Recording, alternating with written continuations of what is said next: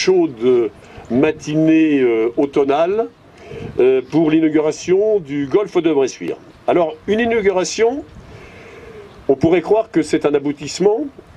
En ce qui nous concerne, enfin en ce qui me concerne, ce n'est pas un aboutissement. C'est une étape dans un vaste programme immobilier qui est en cours de lancement. La première idée qui a conduit à la réalisation de cette structure, c'est les problématiques d'extension de la ville. La ville s'étendait majoritairement vers le sud-est et on commençait à avoir des problèmes de réseau. Et donc on a, dans le cadre de la préparation du PLU des années 2007 ou 2008, je crois, dans un premier temps, je crois que c'est 2008, on avait réfléchi à rendre constructibles des terrains plutôt au nord-est de la ville, parce que nous sommes proches des commerces, proches du centre-ville, et aussi proches des équipements publics. Donc pour nous, un rééquilibrage géographique dans la raison première qui était donc l'extension de la ville avec un programme prévu sur une dizaine d'années d'environ 400 logements. La question s'est posée après les premiers projets de savoir ce que l'on faisait des zones inconstructibles, puisqu'il y avait des zones humides, des zones inondables, il y avait la 2x2 voies avec un petit peu de bruit, il faut bien le dire. Et donc c'est de là qu'a germé l'idée, plutôt que de faire des jardins publics, j'allais dire ordinaires, de faire un golf. Donc la deuxième question qui s'est posée, 9 trous, on était dans le cadre effectivement des logements, 18 trous avec les 9 trous qui sont de l'autre côté.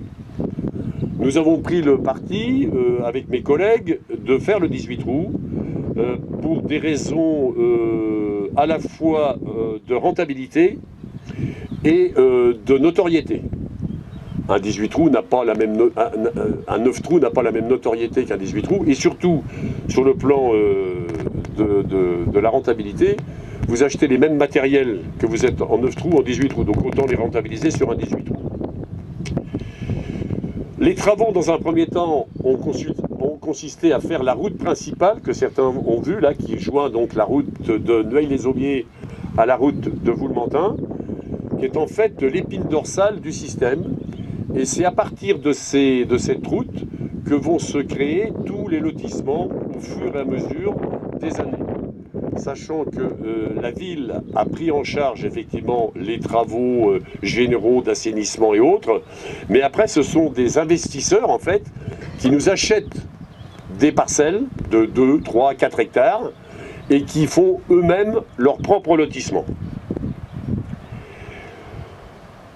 Deuxième effectivement, puisque ça avait été un choix politique, c'est l'aménagement du golf et donc par conséquent aussi du clubhouse.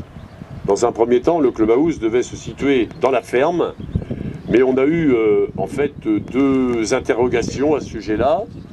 La première, c'est que des gens se sont intéressés pour en faire un hôtel. Puis le deuxième, des travaux dans un bâtiment à rénover, c'est toujours plus lourd que de faire du neuf. Donc on a pris effectivement l'option, à l'image de ce qu'on avait fait un petit peu pour le clubhouse du rugby, hein, donc de construire un clubhouse, mais j'y reviendrai tout à l'heure dans la forme. Alors, le dossier, comme vous pouvez vous en douter, a été complexe. Je crois que nous avons acquis 135 hectares de terre. On en a laissé à l'agriculture une trentaine d'hectares et le projet porte sur une petite centaine d'hectares, c'est-à-dire en gros 60-65 pour le golf et une 33, je crois, pour les zones constructibles. La première délibération concernant ce projet, c'est-à-dire que le document officiel, ça a été le plus adopté en 2010, mais c'est une première délibération qui date de 2009. Donc vous imaginez 9 ans de procédure, 8 consultations officielles du public, sans compter toutes les réunions d'information qui ont été organisées. Et les difficultés auxquelles nous avons dû faire face relèvent de 2 points. D'abord politique, naturellement c'est un bon sujet de contestation, le golf, sport de riches, privilégiés, etc., gaspillage de terre, bon, beaucoup basé quand même sur des a priori, et une certaine posture politique. Ben, je laisse effectivement à ceux qui l'émettent leur esprit un petit peu de ne pas voir évoluer les choses. Et c'est nous, notre volonté politique, effectivement, comme je l'ai fait à d'autres temps pour le tennis, de faire évoluer l'idée, l'image que se fait du golf. Mais je vais y revenir aussi. Des difficultés administratives, bon, complexité du dossier, il faut bien dire aussi excès de zèle de certains, soit dans certains services, soit dans certains membres de commission qui mélangeaient un peu leur point de vue politique avec leur représentation pour donner des avis. Ce que nous avons rencontré quand même, c'est une très grande écoute du corps préfectoral sur ce dossier et de M. Jacobson, qui est ici présent, le directeur des territoires, qui ont effectivement su ou compris l'intérêt du dossier et nous soutenir dans la réalisation et les accords administratifs.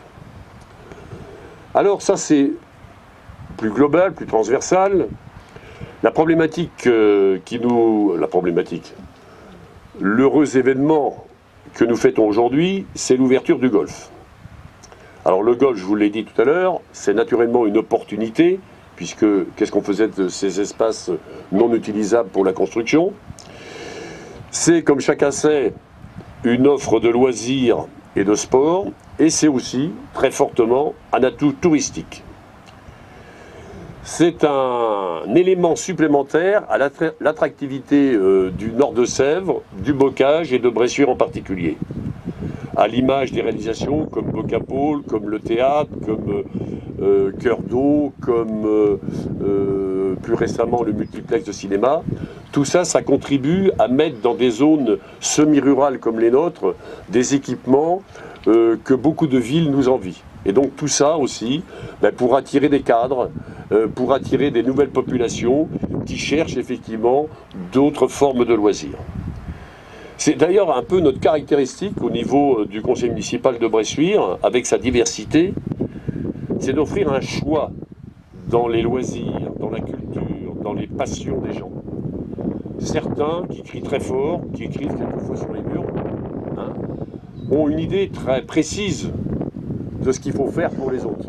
C'est-à-dire que je fais ce qui me plaît et les autres, ils se débrouillent. Le rôle d'un élu, je crois, c'est d'offrir à toute la population, quelles que soient ses convictions, quelles que soient ses passions, les moyens, effectivement,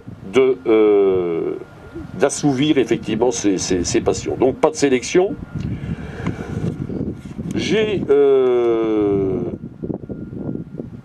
Tout le monde sait qu'en France, et en France spécifiquement, nous sommes jumelés avec des villes anglo-saxonnes, et c'est pas du tout le même esprit.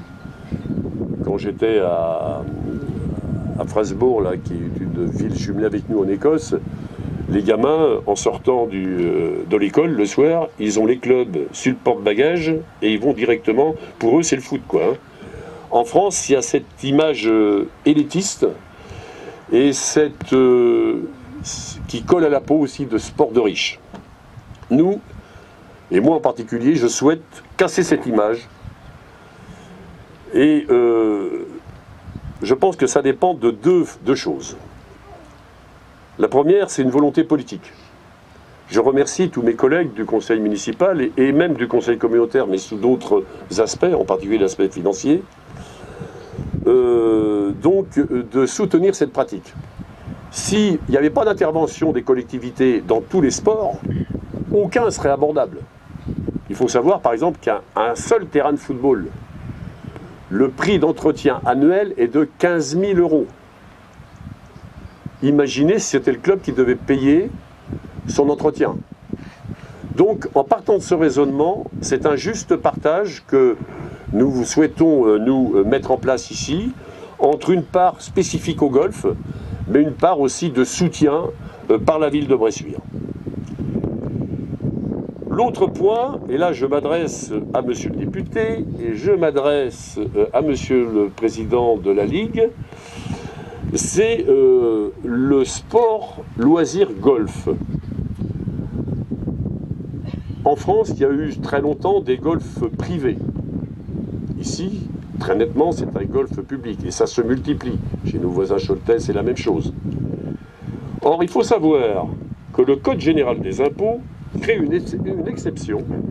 C'est que le golf est classé dans le domaine concurrentiel. Et à ce titre-là, il est soumis au régime TVA. C'est-à-dire que dès le départ, tout ce qui se passe sur un golf, contrairement au foot, au tennis ou autre, c'est 20% de plus.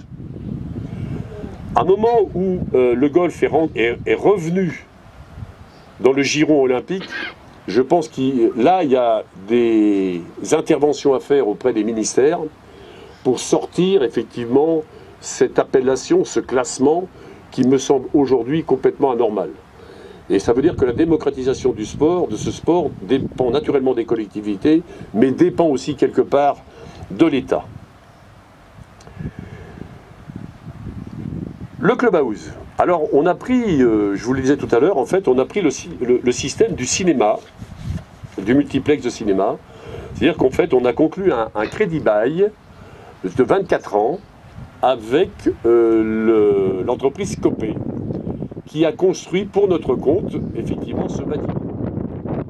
Sachant qu'il a été équipé à l'intérieur par le club lui-même, comme on le fait en fait dans tous les clubhouses des sports de Bressuire, où nous fournissons la coque, mais c'est l'association qui l'équipe.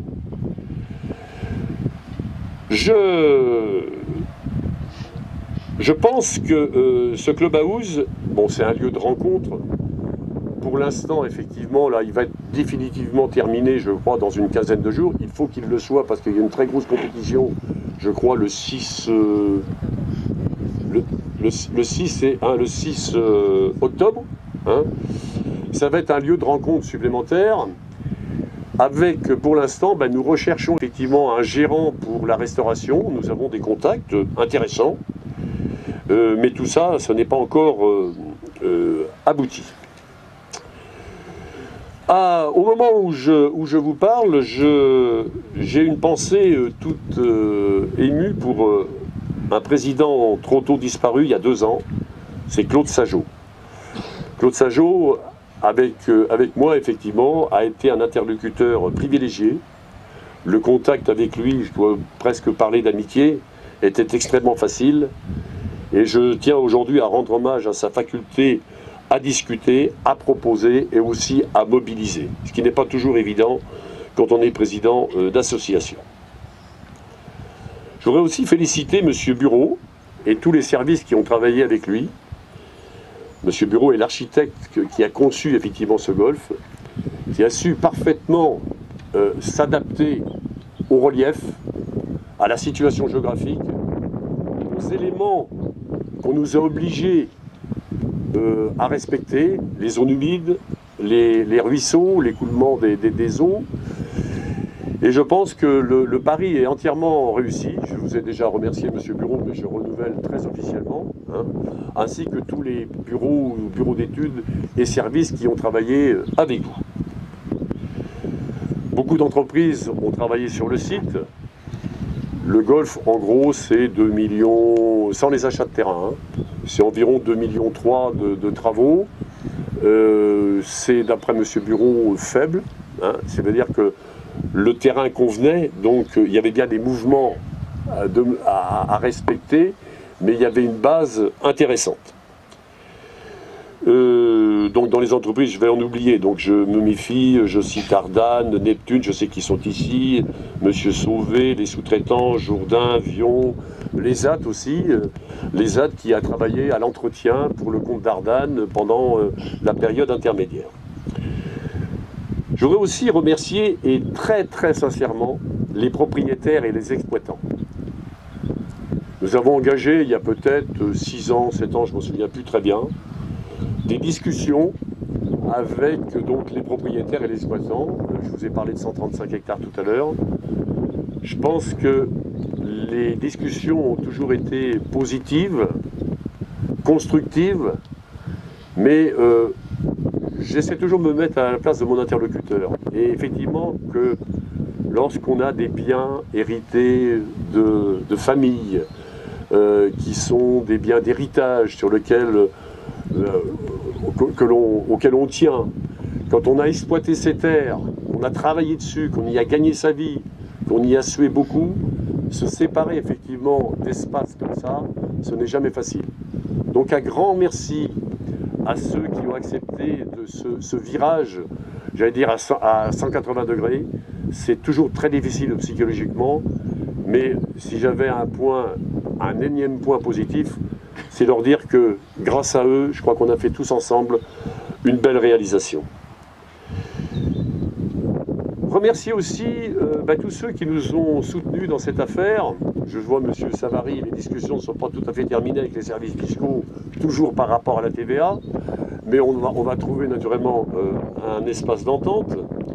Mais je voudrais remercier les élus de Cœur du Bocage qui, en 2012, avaient pris la décision d'un fonds de concours pour la création de ce golfe, qui est naturellement unique pour le bocage, et donc qui relevait théoriquement dans un premier temps de la communauté de communes et dans un deuxième temps de l'agglo de B, et donc d'avoir effectivement soutenu par un fonds de concours ce dossier, donc suivi, j'ai vu Johnny qui était là tout à l'heure, donc par l'agglo de B. Et je pense que c'est une réussite pour notre territoire dans son ensemble. La région aussi pour une participation au reboisement, la Fédération des chasseurs, c'est très curieux, mais c'est comme ça, hein, qui soutient comme ça la reconquête de la nature. Hein. Il y a quelques sangliers de temps en temps, il faudra venir aussi chasser. Hein. Mais c'est un juste retour des choses. Vous nous avez donné les arbres, on vous fera payer les sangliers. non, je plaisante. Et puis, Bocage Pays Branché, j'ai vu le président tout à l'heure. Les classes aussi, les classes d'école qui ont aidé au reboisement par des opérations au printemps dernier. Bien sûr, le club pour toute son implication dans ce dossier au cours des années, dans l'aménagement du clubhouse et maintenant, mais je vais revenir in fine sur l'animation de cet espace. Les investisseurs, déjà 2 ou 3 hectares de vendus, vous avez vu, enfin ceux qui visiteront les lotissements qui sont commencés. Je suis en discussion avec deux autres investisseurs pour un village social senior et un village vacances. Et puis un remerciement tout à fait particulier pour le personnel de la ville dans son ensemble, mais particulièrement à Delphine Chesseron et Mathieu Leguerre, directeur général des services pour une directrice générale et l'autre directeur des services techniques, qui se sont complètement impliqués dans ce dossier, qui ont levé beaucoup d'obstacles et qui ont pris vraiment ce dossier à cœur et se l'ont complètement approprié. Nous avons aujourd'hui, je crois, un équipement de grande qualité.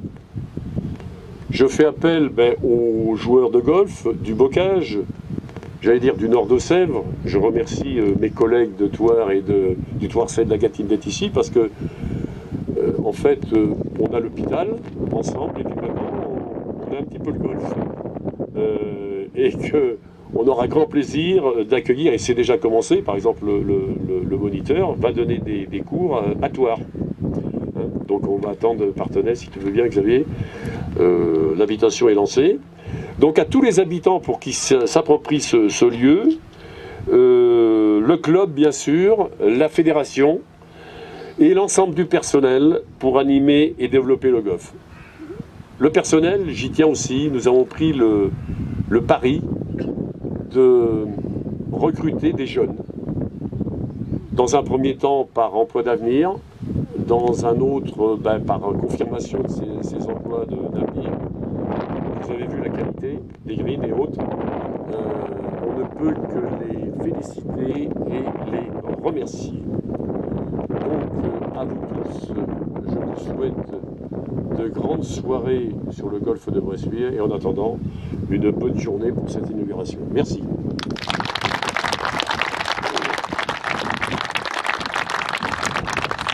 Monsieur le président du club, c'est pour quelques mots de rappel historique.